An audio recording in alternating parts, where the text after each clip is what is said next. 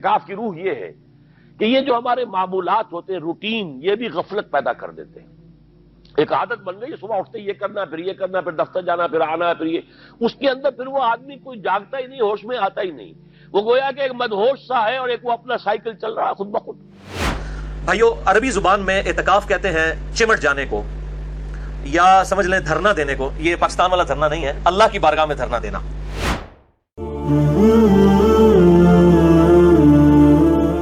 اعتکاف کی روح یہ ہے کہ یہ جو ہمارے معمولات ہوتے ہیں، روٹین، یہ بھی غفلت پیدا کر دیتے ہیں۔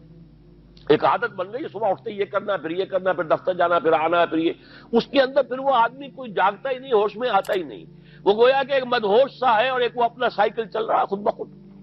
اس سائیکل کو توڑو، جیسے 5 دفعہ وہ سائیکل توڑتے ہو نماز کے لیے۔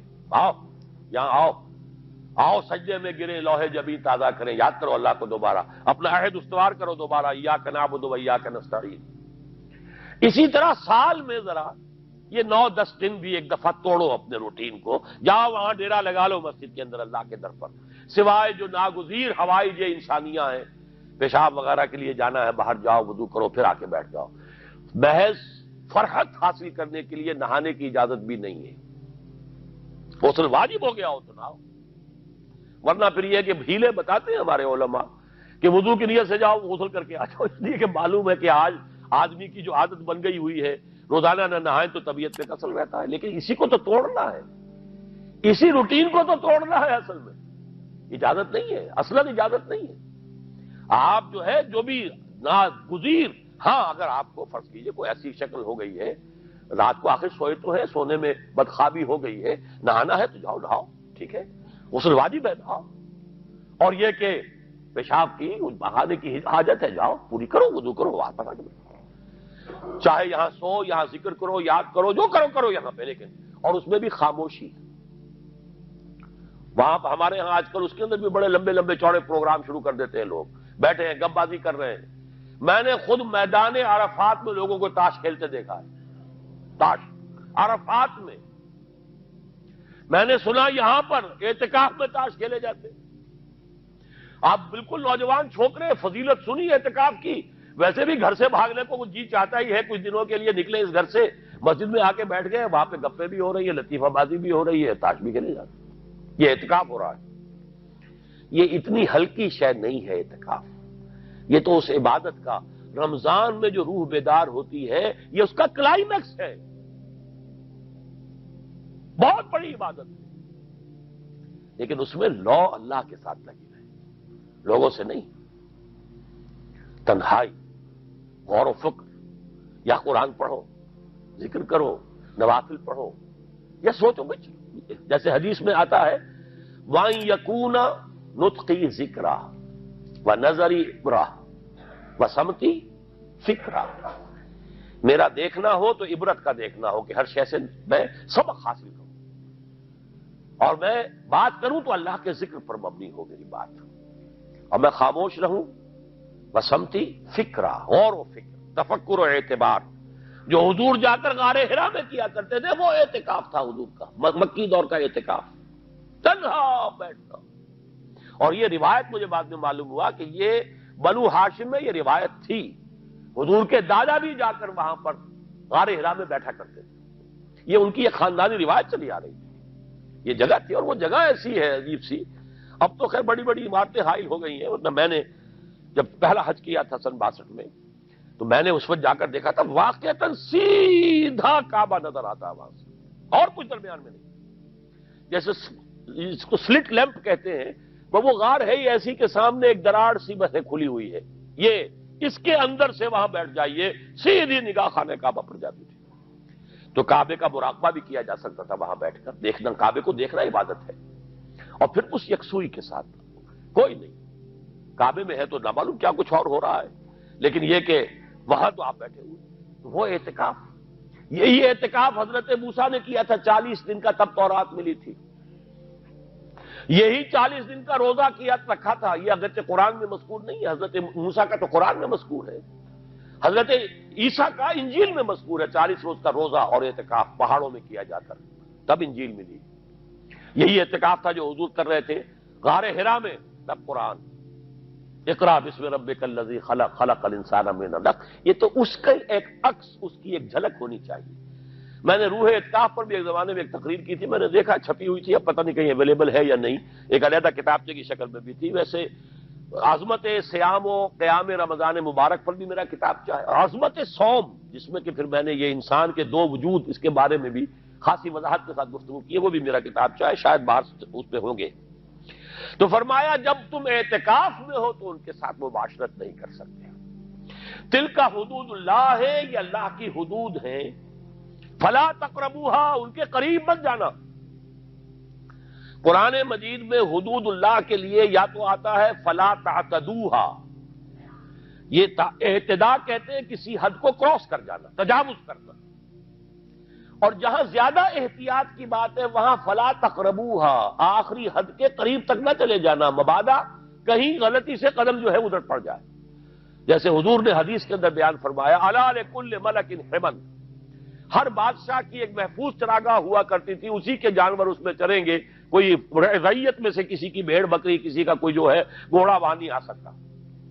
اب اگر کسی کا گھوڑا یا کسی کی بھیڑ بکری چلی گئی، وہ مجرم ہو گیا، پکڑا جائے گا، گردن ماری جائے گی۔ تو حضور نے فرمایا کہ اللہ کی بھی ایک محفوظ چراگاہ ہے، اللہ کی حما کیا ہے؟ محارمہ، جو چیزیں اس نے تم پر حرام کر دی، ان کے قریب نہ جانا۔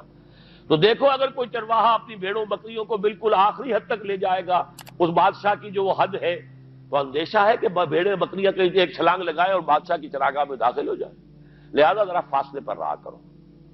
یہ ہے آخری حد تک نہ جاؤ، بلکہ کچھ فاصلے پر رہو۔ فلا تقربوها، یہ اللہ کی حدود ہے تو ان کے قریب مت پھٹکو۔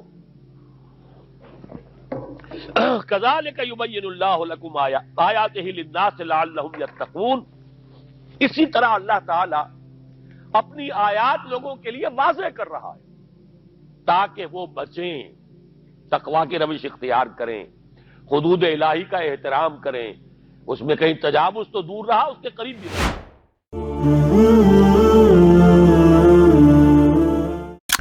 بھائیو، عربی زبان میں اعتکاف کہتے ہیں چمٹ جانے کو، یا سمجھ لیں دھرنا دینے کو۔ یہ پاکستان والا دھرنا نہیں ہے، اللہ کی بارگاہ میں دھرنا دینا۔ اور شرعی اصطلاح میں اللہ تعالیٰ کی رضا کی خاطر رمضان مبارک کے آخری 10 دن میں مسجد کے اندر چمٹ جانا، اللہ کے حضور اس سے مغفرت کے طلب کے لیے اور اس کی بخشش کی امید پر بیٹھ جانا اور اپنے دنیاوی معاملات کو چھوڑ دینا، یہ سنت اعتکاف کہلاتا ہے۔ آپ صلی اللہ علیہ وآلہ وسلم سے 30 دن کا اعتکاف بھی ثابت ہے، 20 دن کا اعتکاف بھی ثابت ہے، اور 10 دن کا اعتکاف سنت متواتر ہے، یعنی وہ کنٹینیو سنت ہے جو آپ صلی اللہ علیہ وآلہ وسلم نے کبھی پوری زندگی نہیں چھوڑی، ہمیشہ کم از کم 10 دن کا اعتکاف آپ صلی اللہ علیہ وآلہ وسلم نے رمضان مبارک کے آخری عشرے میں ضرور بالضرور کیا ہے، الحمدللہ۔ اعتکاف کا جو واحد مقصد ہے وہ شب قدر کی تلاش ہے، اور شب قدر کی تلاش سے مراد کیا ہے؟ یہ نہیں ہے کہ رات کے وقت کوئی عجیب و غریب چیزیں نظر آئیں گی، میں اس حوالے سے بڑا ڈیٹیل لیکچر ریکارڈ کروا چکا ہوں، مسئلہ نمبر نیو 44 کے عنوان سے اہل سنت پاک.com پر، شب برات اور شب قدر سے متعلق صحیح فقہی احکام و مسائل، جسے شوق ہو تو وہ دیکھ سکتا ہے۔ آج میں اس ٹاپک کو سکپ کروں گا۔ بھائیو، سورۃ البقرہ کی آیت نمبر 125 میں اللہ تعالیٰ نے اپنے دو محبوب پیغمبروں سیدنا ابراہیم علی نبینا وعلیہ الصلوۃ والسلام اور سیدنا اسماعیل علی نبینا وعلیہ الصلوۃ والسلام کو صراحتاً حکم فرمایا۔ اعوذ باللہ من الشیطان الرجیم، بسم اللہ الرحمن الرحیم۔ وعہدنا الی ابراہیم و اسماعیل، اور ہم نے عہد لیا تھا ابراہیم علیہ السلام سے اور ان کے بیٹے اسماعیل علیہ السلام سے، ان طہر بیتی للطائفین والعاکفین والرکع السجود، کہ میرے گھر کو پاک صاف رکھنا، اس گھر کے متولی بننا اور اس کی صفائی کا خیال رکھنا۔ نمبر 1 للطائفین، طواف کرنے والوں کے لیے۔ نمبر 2 والعاکفین، اور اعتکاف کرنے والوں کے لیے میرے گھر کو یعنی بیت اللہ کو پاک رکھنا۔ نمبر 3 والرکع السجود، اور رکوع اور سجدے کرنے والوں کے لیے بیت اللہ کو پاک و صاف رکھنا۔ اس سے یہ بات پتہ چلی کہ بیت اللہ شریف میں جو اعتکاف کی جو سنت ہے، یہ آپ صلی اللہ علیہ وآلہ وسلم کی بعثت سے پہلے بھی جاری تھی۔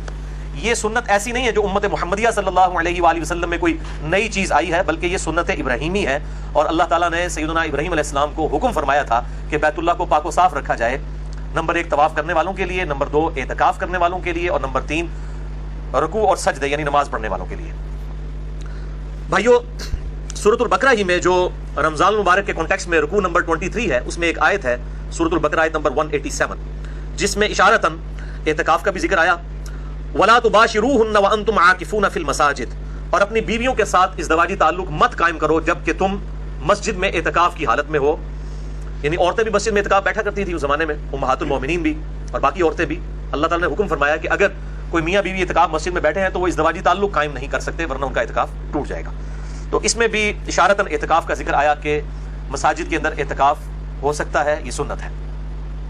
جہاں تک اعتکاف کی فضیلت ہے تو اس حوالے سے صوفیاء کی کتابوں میں آپ کو بہت ساری روایتیں مل جائیں گی، کیمیاء سعادت کے اندر، تذکرۃ الواعظین کے اندر اور کتابوں کے اندر، لیکن ان میں سے کوئی بھی اصول محدثین پر مضبوط روایت نہیں ہے. اس لیے کیٹاگوریکل ڈیسیژن ہے محدثین کا رحمہم اللہ اجمعین کہ اعتکاف کی فضیلت کے اوپر، کوئی پرٹیکولر فضیلت کے اوپر کوئی بھی صحیح حدیث روئے عرض پہ موجود نہیں ہے.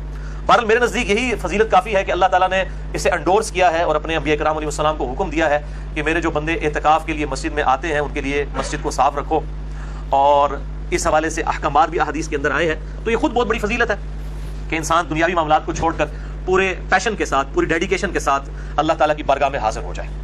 اللہ تعالیٰ ہم سب کو توفیق عطا فرمائے، آمین.